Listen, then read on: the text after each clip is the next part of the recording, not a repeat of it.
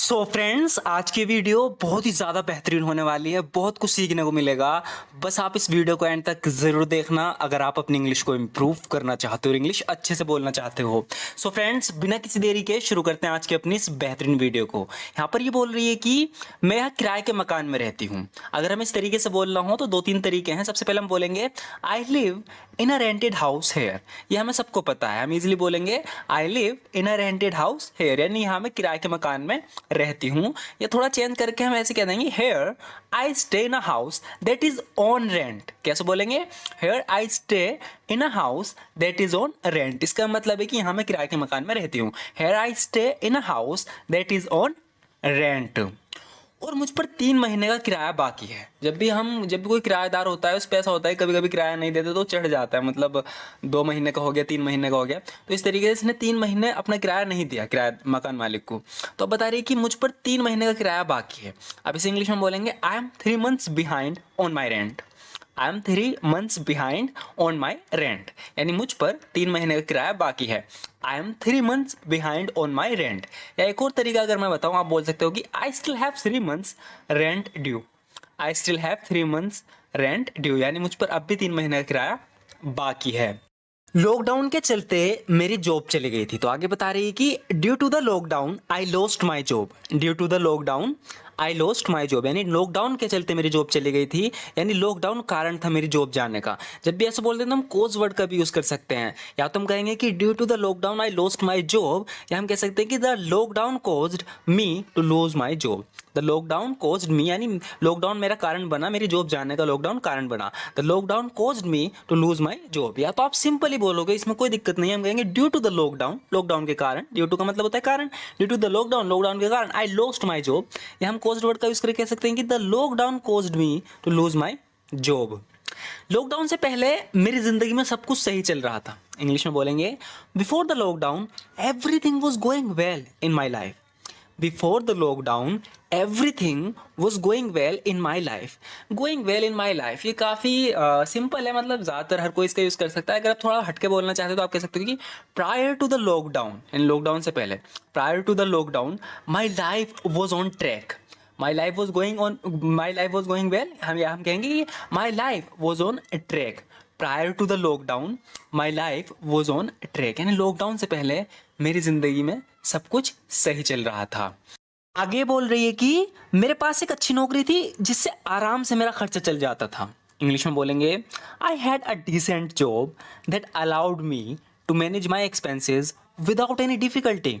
I had a decent job, मेरे पास एक अच्छी जॉब थी, that allowed me to manage my expenses without any difficulty, जिसके जरिए क्या होता था कि बिना किसी परेशानी के मैं अपना खर्चा चला लेती थी। I had a decent job that allowed me to manage my expenses without any difficulty. या हम कुछ इसे सिंपल इंग्लिश में अगर करें तो हम कह सकते हैं कि I had a good job that comfortably covered my expenses. यानी I had a good job, मेरे पास अच्छी नौकरी थी, दैट कंफर्टेबली, इससे आराम से, कवर्ड माई एक्सपेंसेस, मेरे खर्चे कवर हो जाते थे। कवर होने का मतलब है कि मेरे खर्चे चल जाते थे। आई had a good job that comfortably covered my expenses. सारे खर्चे उठाने के बाद भी मैं कुछ पैसा बचा लेती थी। इंग्लिश में हम बोलेंगे even after covering all the expenses I was able to save some money. Even after covering all the expenses I was able to save some money, यानी सारे खर्चे उठाने के बाद भी मैं कुछ पैसा बचा लेती थी।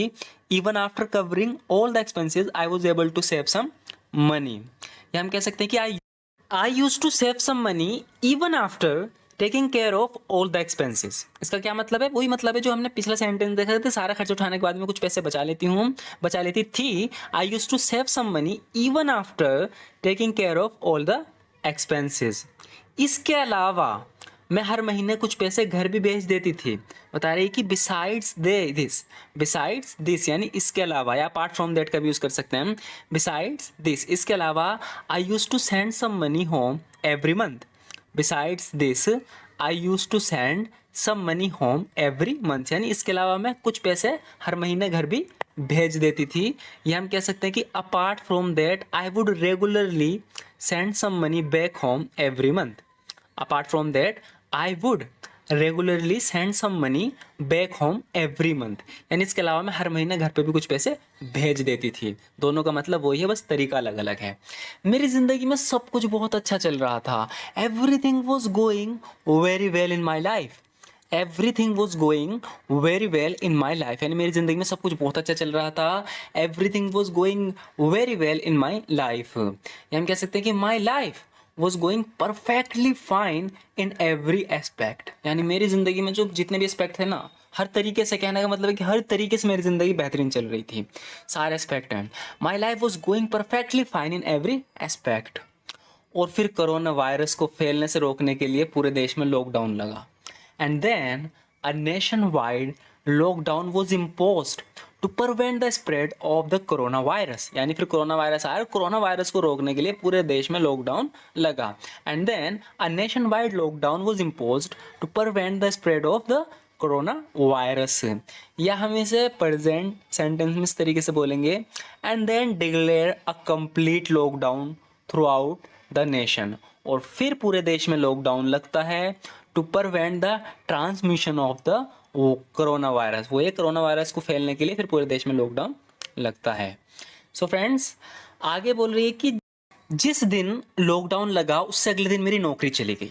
इंग्लिश में हम बोलेंगे the day the lockdown was imposed I lost my job the next day.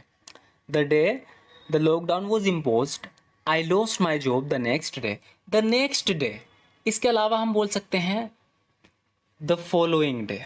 इस तरीके से हम बोल सकते हैं कि as soon as the lockdown was enforced I ended up losing my job the following day. ये थोड़ा एडवांस में हो गया। ये बेसिक है कि the day the lockdown was imposed I lost my job the next day. अगर इसे थोड़ा एडवांस में ले जाए तो बोलेंगे as soon as the lockdown was enforced I ended up losing my job the following day. मेरा कंप्यूटर ने काम करना बंद कर दिया, यानी इसका कंप्यूटर काम नहीं कर रहा। अब एक मशीन है, अब वो मशीन काम करने के रुक गई, तो इसके लिए कौन सी फ्रेजल वर्ब का यूज़ होता है? ब्रेक डाउन का। लेकिन हम यहाँ पर इसे सिंपल इंग्लिश में देखेंगे। सबसे पहले तो हम इसे बोलेंगे my computer has stopped working. ये एक सिंपल इंग्लिश है कि मेरा कंप्यूटर है जो काम करना बंद कर दिया उसने। अगर आप बिना फ्रेजल वर्ब के यूज़ करना चाहते हो, फ्रेजल वर्ब का यूज़ नहीं करना चाहते, तो आप ऐसे बोलोगे my computer has stopped working, मेरे कंप्यूटर ने काम करना बंद कर दिया। या आप इसे इस तरीके से बोल सकते हो my computer has broken down again, मेरा जो कंप्यूटर वो फिर से क्या हो गया? बंद हो गया, उसने काम करना बंद कर दिया। My computer has broken down again. ये इसका दोस्त इससे कह रहा है कि क्या तुमने इसे रिस्टार्ट किया? Have you restarted it? Have you restarted it? क्या तुमने इसे रिस्टार्ट किया? Have you restarted it? इसको भी हम फ्रेजल वर्ब का यूज़ करके इस तरीके से बोल सकते हैं have U turn it on end of. Have U turn it on end of. तो यहाँ पर ये कह रहा है सिंपल इंग्लिश में तो बोल रहा है कि हैव यू रीस्टार्टेड इट? क्या तुमने इसे रिस्टार्ट किया, यानी खोल के इसे बंद किया? अब आगे से इस तरीके से बोल सकते हैं have U turn it on end of. Have U turn it on end of? क्या तुमने इसे ऑफ किया, यानी खोल के इसे बंद किया? हाँ, लेकिन इससे प्रॉब्लम सॉल्व नहीं हुई। इसका दोस्त कह रहा है कि हाँ किया है, लेकिन इससे प्रॉब्लम तो सॉल्व नहीं हुई। या but that hasn't solve the problem, या but that hasn't solved the problem, लेकिन उससे प्रॉब्लम सॉल्व नहीं हुई। बट या but that hasn't solved the problem, या इसे इस तरीके से बोलेंगे या but that hasn't sorted out the problem. Sorted out the problem, या तो आप सोल्व का यूज़ कर लो सिंपल इंग्लिश में, तो हम सोल्व का यूज़ करेंगे क्या? या but that hasn't solved the problem, हाँ लेकिन इससे प्रॉब्लम सॉल्व नहीं हुई। अगर फ्रेजल वर्ब का यूज़ करेंगे तो इस तरीके से बोलेंगे या but that hasn't sorted out the problem.